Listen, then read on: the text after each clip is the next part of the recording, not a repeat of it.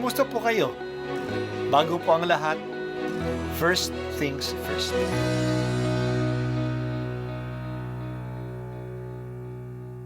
Good morning po. Sinisimulan po natin ngayon ang first things first.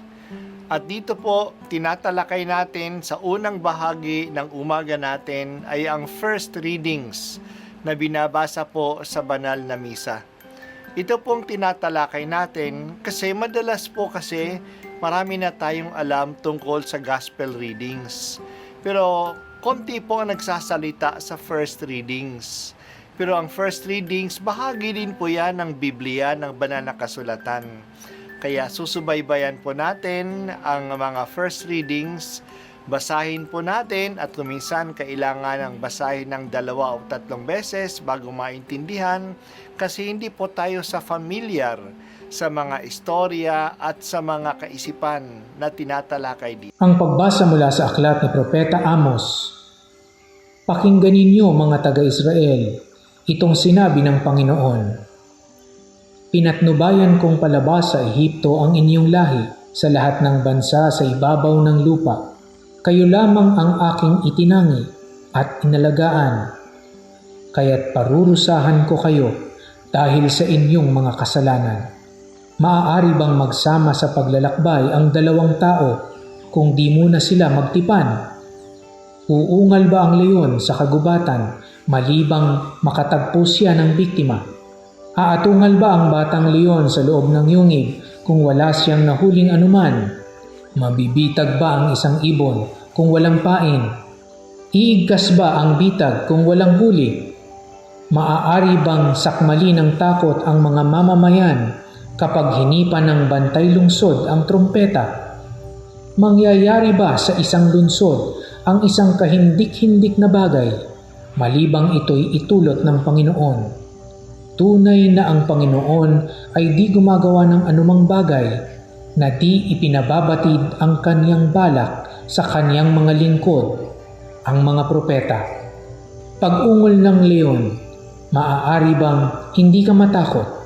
Kapag nagsalita ang Panginoon, mapipigilan mo bang ipahayag ang kanyang sinabi?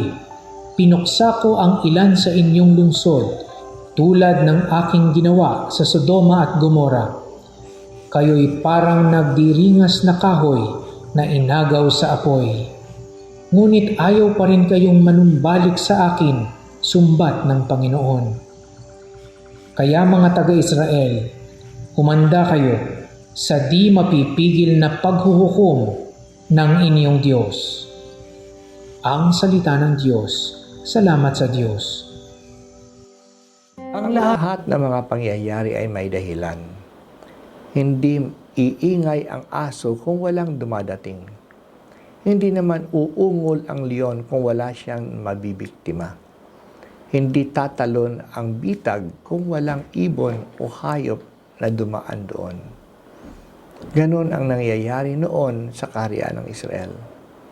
Naranasan nila ang katangi-tanging alaga ng Diyos. Niligtas sila sa pagkaalipin sa Ehipto. Inalagaan sila sa disyerto. Ngayon, ang mga nangyayari sa kanila ay tulad na ng nagbabantang digmaan. Ang pag-ihip ng trumpeta ay tanda ng darating na labanan na dumadating na mga kaaway. May dahilan ang pangyayaring ito. Ang dahilan ay ang kanilang kasalanan. Pero ayaw pa rin manumbalik ng mga tao kay Yahweh. Patuloy pa rin sila sa pagsamba sa mga Diyos-Diyosan. Kaya maghanda sila. Baka tulad sila ng mga lungsod ng Sodoma at Gomora, mga lungsod na sinira dahil sa kanilang kasamaan. Nagpaparamdam ang Diyos sa mga pangyayari sa atin. May dahilan ang mga nangyayari sa atin. Kapag umuulan, agad tayong binabaha. Madalas na sunod-sunod ang mga bagyo. Hindi ba ang mga ito ay dahil sa pagkasira na ng ating kalikasan? Pagkakalbo ng ating mga bundok? Bakit patuloy pa rin ang pagmimina? Ang kaguluhan sa gobyerno ay tanda ng pagkukulang ng mga namumuno sa atin. Bakit patuloy pa tayong bumuboto sa mga walang kwentang tao? Hindi ba nakikita na kapag hindi tapat sa pamilya, ay hindi yan maging tapat sa bayan? Na kapag magaspang ang ugali, wala yang paggalang sa mga nasasakupan niya. May mga tanda na dumadating na kailangan magbago kung ayaw natin na lubusang masira ang ating bayan at ang ating buhay.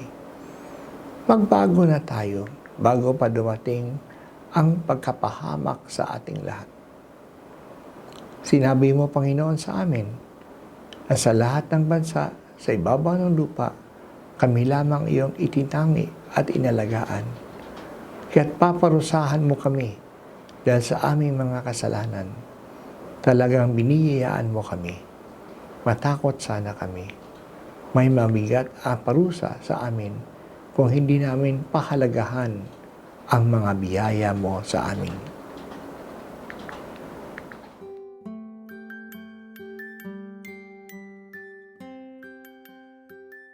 At ako po ay si Bishop Broderick Pabilio dito sa First Things First.